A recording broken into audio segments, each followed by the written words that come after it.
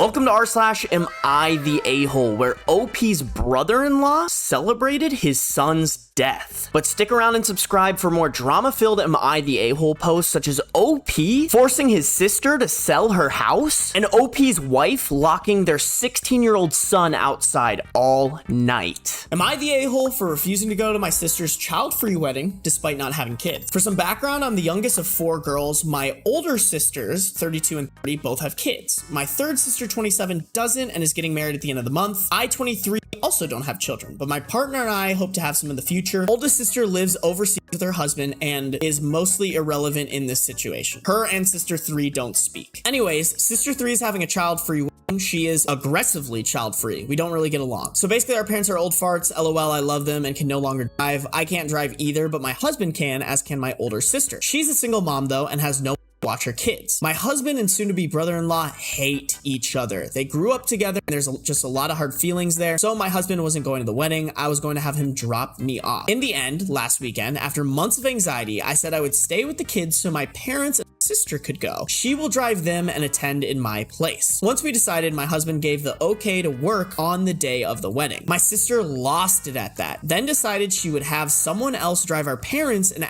me to come. I told her no. My older sister wants to go. I'd rather her there anyway. Sister lost it and said I was being selfish. I then told her I didn't see the point in going to an event half the family would be missing from anyways, referencing the kids. She said it shouldn't matter to me because I don't have kids. I then said they were better company than her and point blank refused to attend her wedding, even if the kids have a babysitter, which sister is now off. I do have to say, the older sister has solutions. Like, she was like, I would be willing to pay for a babysitter. Even if your family's not super close, I could understand how you would want everybody at your wedding, but super confusing situation. I can see why they labeled her the a-hole here. It's your sister's wedding. That only happens once. I feel like that's the bare minimum of a decent family. I don't see why they can't all go to the wedding and find a babysitter. Yeah, the fact that the sister offered to pay for a babysitter gives nobody any type of excuse. Let's read this edit. Everyone who was asking about the drama between my husband and brother-in-law, here you go. I had to get permission from my sister-in-law before I could share. My sister-in-law, husband's sister, and soon-to-be brother-in-law, sister's almost husband, dated in high school. He got her pregnant and dipped. Wait. That changes a lot. He tried to force an abortion on her, accused her of cheating, the whole shebang. Yikes, and that person is gonna be in your family? When she had the baby, she had a DNA test done and sued him for child support. The entire time he's slandering her name, making her feel horrible, tried to force her to put their son up for adoption. When their son was 5 months old, he passed away due to an undetected medical issue. She was suffering, hospitalized. All right, now I have a lot less sympathy for the sister and the brother-in-law, bro. That is terrible. Brother-in-law made a post about being free from the shackles of his bank draining baby mama and went on a partying streak to celebrate. So this dude's child dies and he celebrated. Nah, bro, I take it back. I'm going with not the a-hole. If this were my sister, I would be like, hell no. Are you kidding me? This is terrible. Insists that she's a bad mom even now and has never once visited his son's grave and skipped his funeral. Didn't tell his own family members that he'd passed away and they almost missed his funeral. My husband effing hates him. He ended up having to work overtime, pay for the funeral as a 15-year-old because brother-in-law refused to step up. My sister-in-law is still recovering, no thanks to him, but has welcomed a baby girl in the past year and she is an amazing mom. The term bad blood is an understatement. Absolutely. I'm going with not the a-hole anymore. After that, him celebrating when his son died is disgusting. If she just didn't want to go because of the guy her sister's marrying, just be honest and not blame it on babysitting kids. That's also true. That's more of a reason not to go. If you don't condone the marriage and maybe you've even like, hey, I'm not gonna go. My husband has a huge problem with this person. God, family Christmases must be awkward. Not the a-hole 1000%. Yeah, I agree with that. I think what Jules said is really important. OP has to be honest to why they actually don't want to go. OP needs to communicate that. Both are crazy. Yeah, I mean, maybe they belong together. Hey, the sister also hates kids. So maybe she's on his side. That sounds like a terrible sister. Am I the a-hole for freaking out when my wife locked her son out of the house at the night after he drank alcohol? I'm male 39, have a 16-year-old son with my wife, female 40. This incident happened a few days ago and she's still mad at me. I was on a work trip, so my wife was at home with our son. When I got back, I found out he had been hanging out with his friends and they convinced him to drink some beer he got a little drunk. I'm not saying what he did was right, but him and I had a talk about it and it's fine. Problem is that when he came home and my wife found out, she was furious and kicked him out and refused to let him back in until the morning. He was begging her to let him in, but she wouldn't. I found out, I was furious. Regardless of what he did, she made a slightly drunk teenager stay outside by himself at night. Something very bad could have happened to him. We had a huge argument over it. I asked her how the hell she thought that was okay. She just kept saying that it's our son's fault for drinking alcohol. My wife isn't really talking to me now. My son isn't talking to his mom. I feel like I'm in the right, but maybe I'm not. Am I the a-hole? Thread labeled him not the a-hole. I think I have to agree with that. Like, there's no reason to lock your teenage son outside. That's like not a normal punishment. You wouldn't do that punishment anyways. Like, there's so many other ways that you can punish your son for drinking alcohol. If he had drank alcohol and then drove, maybe I could see this a little bit more. Leslie Mahaffey, a victim of serial killers Paul Bernardo and Carla Homolka, was locked out of her house by her parents the night they kidnapped her. They took turns making videos of them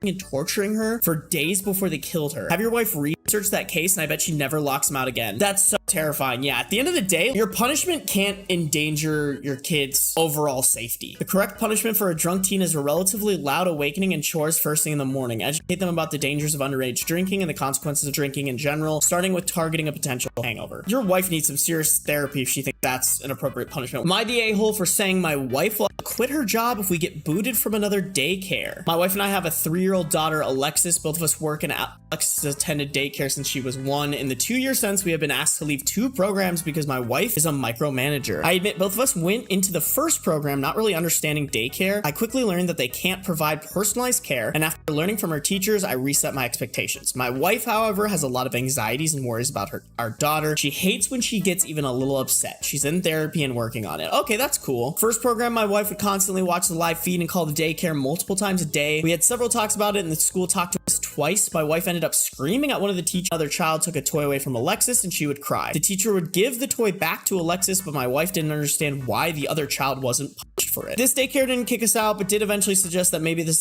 not to be the best program for us. My wife and I decided to pull Alexis out. We chose a smaller home daycare this time. We couldn't afford another center. The woman who owns it is very nice, but also firm. She stands by her boundaries and won't let my wife break any rules, whereas the centers were definitely more accommodating. I thought all was well as the owner only speaks to my wife for most of the part. Then I got put into a group text saying my wife has been bombarding the owner with text every day. She said at this point, she will only be responding at specific times of the day and not looking at her phone the rest. I think they meant to say like the owner added to this text message several pages of the contract with passages highlighted, reminding us of certain policies my wife has violated. My wife and I talked. I said this was our last option for daycare. The other centers are too expensive, and this was the only home daycare in the area that we like. A nanny is not in our budget. My wife made a million excuses, including that it's not her fault. She's anxious. I said if we are asked to leave this program too, my wife will be the one quitting her job to watch Alexis, not me. This upset my wife. I pointed out I've spoken to her kindly about this plenty of times. I encourage her to keep up with her therapy, but she can't keep getting us kicked out of programs. My wife is now not speaking to me. Edit, I cannot be the primary contact for daycare due to not being able to have my phone on me at work. I'm leaning towards not the a-hole, but I think it's a little aggressive for OP to be like, yo, you gotta quit your job. Because I sympathize with the wife. Like, it isn't her fault. Anxiety is just something that people feel, but she also needs to come to an understanding that if you want it done a certain way, do it yourself, and that would require you to quit your job. I think there's nicer ways to get to that conclusion, not the way that OP got there. Not the a-hole, to keep it 100% honest with you. 20 years down the line, your daughter is going to hate your wife, and there's a high chance she will not be a part of your lives. Wow, that is an incredible statement to make from some text on an internet forum. Yo, not to predict the future or anything. That is so funny. Like, how would you possibly know that? Your wife is the exact definition of a toxic helicopter parent. She's going to not only ruin your life already in that process, your daughter's life in the future, and her own life. This is 100% not the a-hole. OP's wife isn't just a helicopter parent, but a steamroller. She will steamroll any and all the challenges her daughter will ever face, making sure that their daughter is either terrified of the world or completely incapable of dealing with any kind of disappointment / challenge, or both. OP needs to do something now if he wants a relationship with his daughter. If you guys have any opinions, drop it in the comments. I'm gonna go to the next one. Am I the a-hole for refusing to forgive a debt that will cost my sister a house? My mother died about 2 months ago. She didn't leave behind much other than a paid-for house worth about $180,000 and a little money in the bank. Mom announced a couple years ago that she intended to leave her house to my sister Sarah, who takes care of her severely disabled son full-time. Mom said that she wanted to make sure they had a roof over their heads and the rest of her kids could make it on their own. Sarah does a lot and has said many times that she wouldn't have been able to make it without mom. When mom died, she had some bills outstanding, but her biggest debt was that she owed me $37,000. I had loaned her the money so that she could fix her plumbing and septic system, as well as making the house more handicap friendly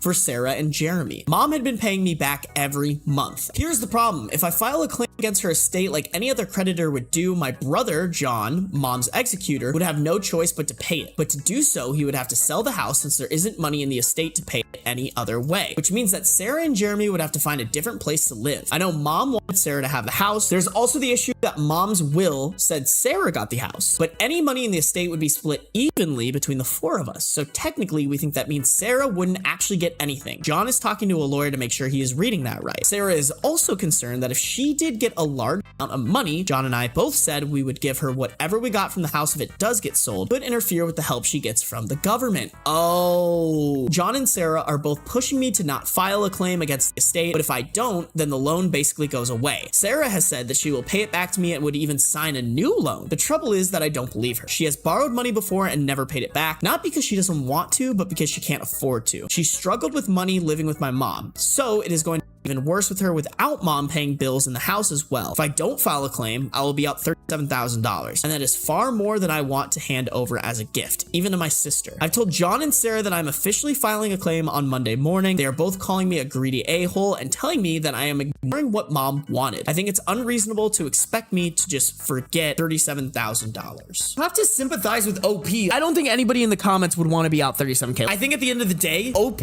should not file a claim because it just sounds like it's going to make everything messy. I think there's another solution here where like they can sell the house, OP can get their money. Theoretically, they quote unquote split the money, but then instead of giving it to the sister, they all just chip in to get her a different house. Maybe they get a house for more like $100,000. The mom has $43,000 to work with. I don't think OP is the a-hole, but I don't think they should file the claim. Let me read the update. I officially submitted the paperwork to get payment for the debt. However, I decided that I would forgive a fourth of the loan. So instead of claiming $37,000, I'm claiming $27,750. I told my siblings that I would forgive a fourth, and if keeping the house for Sarah is important to them, then they each need to come up with the same. Wow.